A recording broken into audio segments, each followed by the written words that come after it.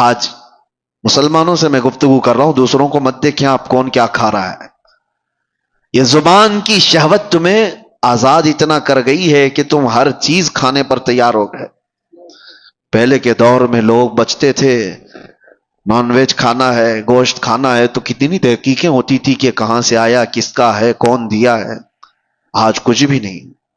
ہمارے بچوں کے سامنے یہ تو مسئلے بھی نہیں رہ گئے۔ جو فاسٹ فوڈ کے ایسے عادی ہو گئے، ان کو اللہ تعالیٰ کے عذاب کی بہت ساری الگ الگ شکلیں ہیں، اور عذاب آنے کے انداز بھی الگ ہیں۔ عذاب کی شکلیں جو سنتے آئے کہ پتھروں کی بارش ہو جانا، آگ کا پھیل جانا، طوفان کا آ جانا، ہواؤں سے ہلاک ہونا، چہرے بندر کی شکل کے بن جانا، یہ ایک الگ شکل ہے عذاب کی۔ بعض صورتیں عذاب کی شکل میں اور الگ ہوتی ہیں، جیسے بھوک مری کا عام ہو جانا اللہ کا عذاب ہے، بیماریاں پھیل جانا، اور اس میں سے ایک الگ شکل یہ ہے کہ برکتوں کو اٹھ جانا، چہروں کی رونق کو ختم کر دیا جانا، روحانیت سلب کر لیا جانا، یہ بھی اللہ کے عذاب کی ایک شکل ہے۔ آنے کے جو انداز ہیں، عذاب دو قسم سے آتا ہے۔ کبھی انڈیویجول، تنہا تنہا کوئی آدمی عذاب میں مبتلا ہو جائے، اور کبھی اجتماعی عذاب، پوری قوم عذاب میں مبتلا ہو جائے۔ دو طریقے ہیں۔ عذاب کی شکلیں بھی میں نے بتائی، اور عذاب کے آنے کے انداز دو قسم کے ہیں۔ مخصوص لوگ عذاب میں مبتلا ہو جائیں یہ بھی ہو سکتا ہے، اور کبھی اجتماعی طور پر بڑی جماعت عذاب میں مبتلا ہو جائے یہ بھی ہو سکتا ہے۔ مخصوص لوگ جو عذاب میں مبتلا ہوتے ہیں ان کے اپنے افعال ہو سکتے ہیں، لیکن اجتماعی عذاب جلدی نہیں آتا۔ اجتماعی عذاب اللہ تبارک و تعالیٰ کا فوراً اس طرح سے نہیں آتا۔ اس کی وجوہات جو بیان کی گئی ہیں کہ اجتماعی عذاب کبھی آتا ہے کسی قوم پر، تو اس کے کارن کیا ہیں، اس کے ریزنز کیا ہیں؟ تین چیزیں بتائی گئی ہیں محدثین نے اور شارحین نے۔ پوری قوم عذاب میں مبتلا ہو جاتی ہے تو تین اسباب اس کے بڑے ہیں، بڑے کارن۔ پہلا سبب مستدرک للحاکم حدیث پاک کہ اگر قوم کے اندر سود خوری بڑھ جائے، دوسرا کارن، دوسرا سبب اگر زنا پھیل جائے، تیسرا سبب زکوٰۃ سے لوگ دور بھاگنے لگ جائیں، زکوٰۃ کی ادائیگی میں کوتاہی کریں، تو فرمایا گیا یہ تین اسباب ایسے ہیں جس سے اللہ تعالیٰ کا اجتماعی عذاب قوم پر آتا ہے، اجتماعی عذاب کے وہ لوگ شکار ہو جاتے ہیں۔ یہ تین چیزیں جب کسی قوم میں پھیلتی ہیں تو پوری قوم عذاب میں مبتلا ہو جاتی ہے۔ آج ہم دیکھ رہے ہیں کہ اجتماعی طور پر لوگ اگرچہ پتھروں کا عذاب نہیں دیکھ رہے ہوں گے، آسمان سے آگ برسنے والا عذاب نہیں دیکھ رہے ہوں گے، زمین کے پھٹ جانے اور دھس جانے کا عذاب نہیں دیکھ رہے ہوں گے، لیکن ایک عذاب تو ہم دیکھ رہے ہیں کہ ہمارے اندر سے روحانیت غائب ہو چکی ہے۔ یہ عذاب تو ہے۔ اجتماعی عذاب کے جو لوگ شکار ہوئے ہیں، یہ ضروری نہیں ہے کہ آگ کے گولے برسیں اور پتھروں کا عذاب آئے، وہ پچھلی قوموں پر ہوتا رہا، لیکن فی زمانہ ہم جو اس عذاب کے شکار ہوتے ہیں اس میں سے جو ہم دیکھ رہے ہیں برکتوں کا اٹھ جانا، چہروں کے رونق کا ختم ہو جانا، روحانیت ہماری سلب کر لی جائے، اور سب سے بڑی بات یہ ہے کہ اللہ کا سب سے بڑا عذاب کیا ہے؟ اللہ کا سب سے بڑا عذاب یہ ہے کہ جیتے جی ایمان کی دولت چھین لی جائے۔ یہ سب سے بڑا عذاب ہے۔ موت تو ایک بار آئے گی، لیکن ایمان کے بغیر مر گیا تو آخرت میں ہمیشہ اسے دوزخ ہے، ہمیشہ کی جہنم میں جائے گا۔ وہ سب سے بڑا عذاب ہے۔ ڈر اسی بات سے ہے کہ جیتے جی ہماری بدکاریوں کی وجہ سے ایمان کی دولت تو نہ چلی جائے۔ آج بے حیائیوں کا جو سیلاب آیا ہوا ہے، نظام درہم برہم ہو چکا ہے۔ میں ان دو وجوہات پر تھوڑی سی گفتگو کروں گا۔ آج جمعہ میں بھی میں نے آپ سے یہ گفتگو کیا تھا کہ دل میں کانٹے چبھ رہے ہیں، کلیجہ منہ کو آتا ہے جب حالات اپنے محلوں کے اس طرح کو سننے میں آتے ہیں کہ بدکاریاں اتنی بڑھ گئی کہ بھائی اور بہن کی تمیز ختم ہو چکی ہے۔ ایک باپ اپنی بیٹی سے مسلسل 12 سال تک زنا کرتا رہا، یہ حالات ہم سنتے آ رہے ہیں، تو کیا کلیجہ منہ کو نہیں آتا؟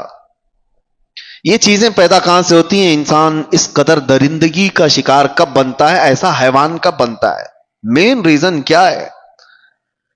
انسان کے سود خوری کے سلسلے میں میں بعد میں عرض کرتا ہوں، لیکن بے حیائی جو ہے، بدکاریاں، آپ نے کبھی محسوس نہیں کیا ہوگا کہ کتا اپنی مادہ کے ساتھ اگر جوڑا کھاتا ہے تو آپ کبھی اس کا رشتہ تھوڑی نہ پوچھتے ہیں کہ یہ بہن کے ساتھ ہے کہ ماں کے ساتھ ہے؟ ان کے ہاں کوئی نظام نہیں ہے۔ جب جانور بڑے ہو جاتے ہیں تو ماں اور بچوں کا بھی فرق ختم ہو جاتا ہے، لیکن کیا وہی چیز انسانوں میں آپ برداشت کر پائیں گے؟ اپنے معاشرے میں، اپنے محلوں میں، اپنے گھروں میں، اپنے خاندانوں میں یہ چیز برداشت کر سکتے ہیں؟ عقل سلیم کبھی برداشت نہیں کرے گی۔ لیکن ہم دیکھ رہے ہیں کہ برداشت کیے جانے کی عادت آ گئی لوگوں کو، یہ سب دیکھ کر کے ہنس کر کے گزر جاتے ہیں۔ اب تو بڑے بڑے حادثات پر آپ صرف اور صرف ایک سٹیٹس دن بھر لگائیں گے، اس کے بعد ہو گیا۔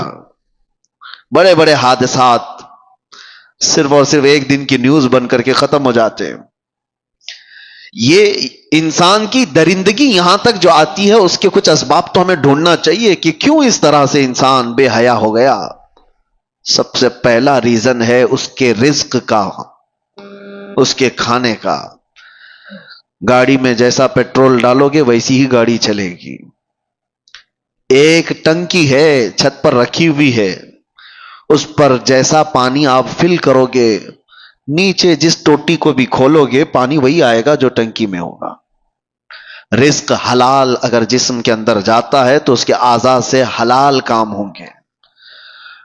حرام رزق کا آج اتنا دورہ ہو گیا ہے کہ لوگوں نے اب احتیاط کرنا بھی چھوڑ دیا۔ یہ جو زبان کا چسکا ہے نا، آج مسلمانوں سے میں گفتگو کر رہا ہوں، دوسروں کو مت دیکھیں آپ کون کیا کھا رہا ہے۔ یہ زبان کی شہوت تمہیں آزاد اتنا کر گئی ہے کہ تم ہر چیز کھانے پر تیار ہو گئے۔ پہلے کے دور میں لوگ بچتے تھے، نان ویج کھانا ہے، گوشت کھانا ہے تو کتنی تحقیقیں ہوتی تھی کہ کہاں سے آیا، کس کا ہے، کون دیا ہے۔ آج کچھ بھی نہیں۔ ہمارے بچوں کے سامنے تو مسئلے بھی نہیں رہ گئے۔ جو فاسٹ فوڈ کے ایسے عادی ہو گئے، ان کو راستہ چلتے ہوئے جو بھی شاورما ملا، پیزا ملا، برگر ملا، لے کے اس کو کھانا ہی ہے۔ تمہیں پتا ہے، میں جانتا ہوں کئی ایسے لوگوں کو جو کہتے بھی ہیں کہ ہم مردہ مرغیوں کو بیچتے ہیں۔ مری ہوئی مرغیاں 10 روپے کلو میں لا کر کے اس کا وہ بنا کر کے بیچتے بھی ہیں کئی ایسے لوگ۔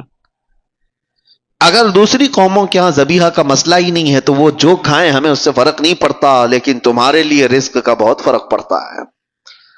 حرام رزق کا ایک لقمہ جب کسی کے پیٹ میں جاتا ہے تو میرے عزیزوں کئی دنوں تک اس کی کوئی عبادت آسمانوں تک نہیں جاتی، اس کی دعائیں قبول نہیں ہوتی۔ موسیٰ علیہ السلام ایک بار کوہ طور پر جا رہے تھے، ایک بندے کو اتنا روتے ہوئے دیکھا، ہاتھ لمبے کر کر کے، اس پر آپ کو ترس آ گیا۔ آپ کوہ طور پر جا کر اللہ سے اس کی سفارش کرتے ہیں کہ مولا اس کی دعائیں پہلے قبول کر لے۔ رب تعالیٰ فرماتا ہے موسیٰ وہ مانگتے مانگتے مر جائے، ہاتھ پھیلاتے پھیلاتے آسمانوں تک بھی لائے، تب بھی میں اس کی دعا نہیں قبول کروں گا۔ موسیٰ علیہ السلام ڈر گئے کہ ایسا کیا گناہ کیا اس نے؟ تو اللہ تعالیٰ فرماتا ہے کہ اس کے پیٹ میں حرام لقمہ ہے، اس کے جسم پر حرام لباس ہے، جب تک یہ ہوگا اس کا رونا گڑ گڑانا میں نہیں دیکھوں گا۔ آپ کیا سمجھتے ہیں یہ ہلکا ہے؟ یہ چیز کے کنٹرول ختم ہو گیا ہے، جس کی وجہ سے یہ بے حیائیاں عام ہو گئیں، بدکاریاں پھیل گئیں، لوگ آج تمیز بھول گئے۔ کئی ایسے نوجوانوں کو دیکھا ہے، ان کو کوئی خوف ہی نہیں رہ گیا، ڈر ہی نہیں رہ گیا۔ رزق کا بہت بڑا اثر ہے میرے عزیزوں، سب سے پہلے اس پر کنٹرول کرو، اپنے کھانے پینے پر۔ حلال کی طرف توجہ کرو، ورنہ یہ حرام چیز کے متعلق میرے آقا صلی اللہ علیہ وسلم فرماتے ہیں جو پیٹ حرام لقمہ بھرتا ہے اس کے لیے سب سے زیادہ بہتر ہے کہ جہنم کی آگ ہی اس کے پیٹ میں بھری جائے گی۔ وہ زیادہ مناسب یہی ہے کہ وہ جہنم کی آگ اس کے پیٹ میں بھری جائے گی۔ لوگ آج بزنس میں بھی، تجارت میں بھی یہ دیکھنا بھی چھوڑ دیے کہ پیسہ کہاں سے آ رہا ہے، لو دبا لو، ساری چیزیں دبا کر رکھو، کس کا مال کتنا ہڑپ لیا، کس کا حق دبا کر کے رکھ لیے، سب حرام ہے، رزق حرام کے ذریعے۔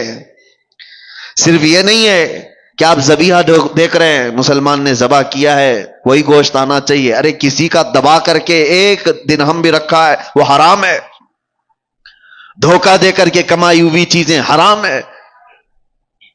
امام اعظم ابو حنیفہ رحمۃ اللہ تعالی علیہ کپڑے کے بڑے تاجر تھے۔